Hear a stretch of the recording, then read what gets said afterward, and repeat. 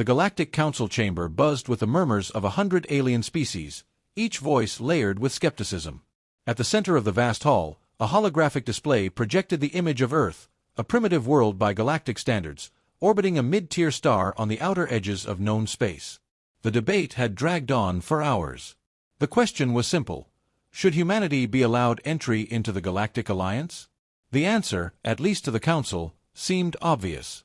They lacked the genetic advantages of true warrior species, a Zeldar representative scoffed, his scaled arms crossed in disdain.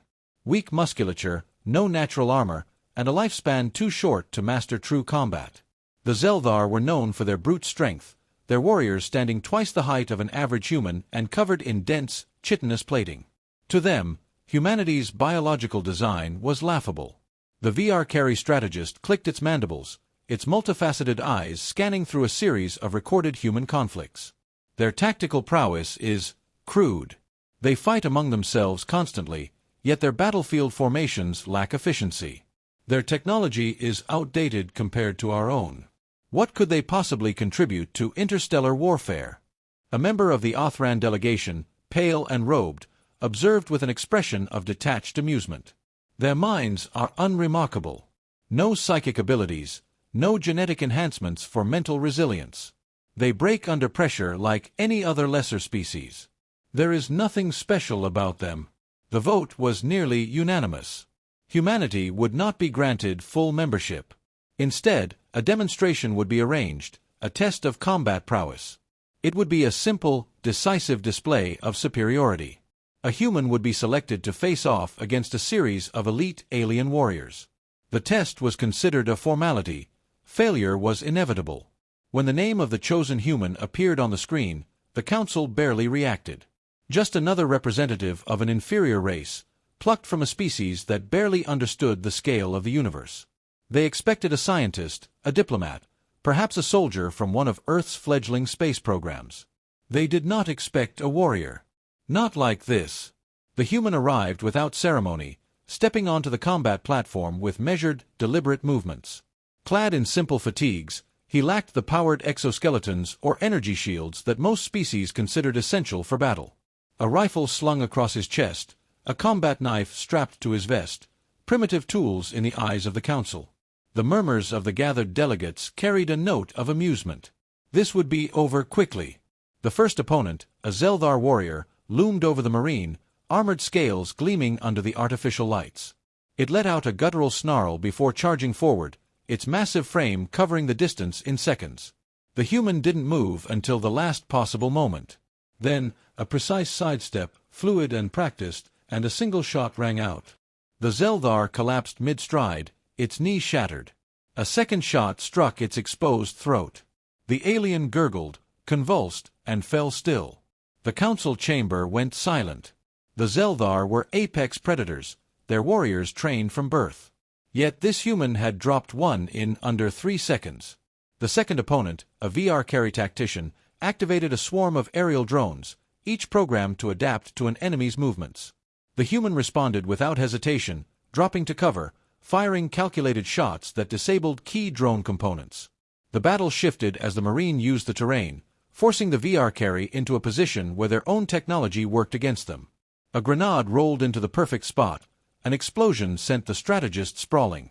Before it could recover, the Marine was already there, boot pressing against its chest, weapon trained between its eyes.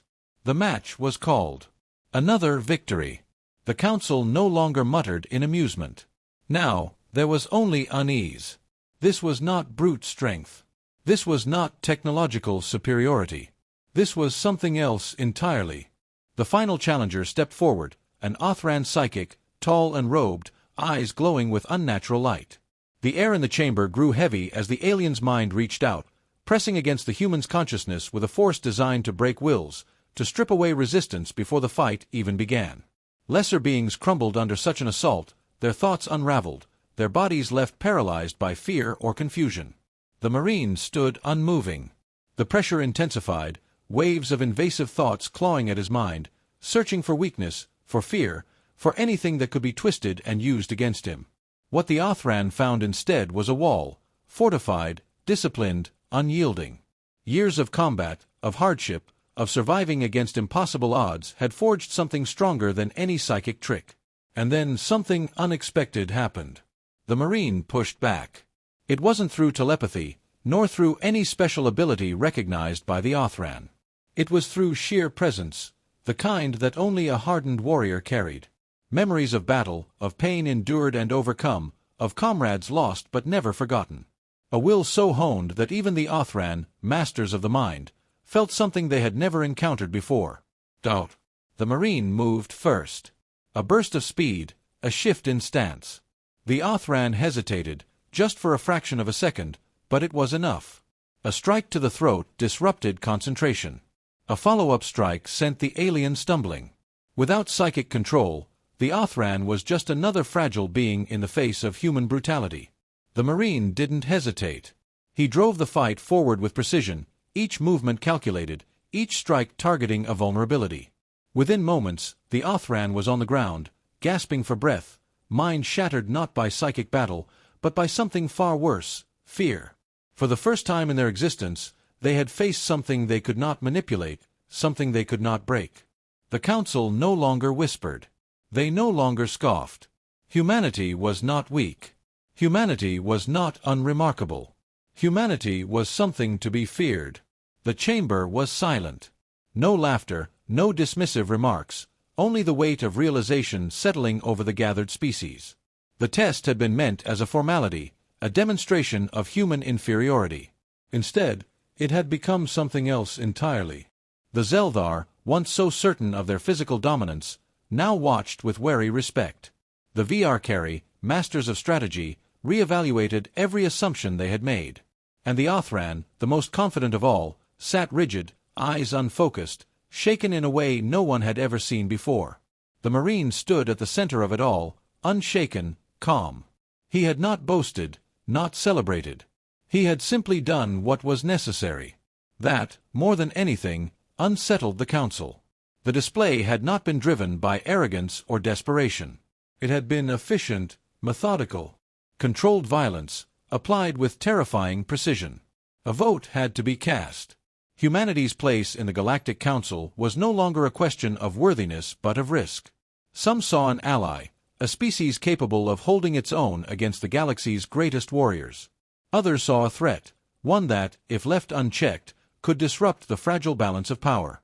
Even those who had once dismissed humans as insignificant now understood a brutal truth. Humanity's true strength was not in their bodies, nor in their technology, but in something far more dangerous. Their refusal to break. A decision was reached, though not without hesitation. Humanity would be admitted, but under watchful eyes. Observers would be sent. Contingency plans would be drafted. The Council could not afford to underestimate them again. As the Marine turned to leave, one of the delegates spoke, voice low, almost uncertain. "Tell us, what drives your kind to fight this way?" The Marine paused, considering the question. Then, without turning back, he answered, "We don't fight because we want to." A beat of silence.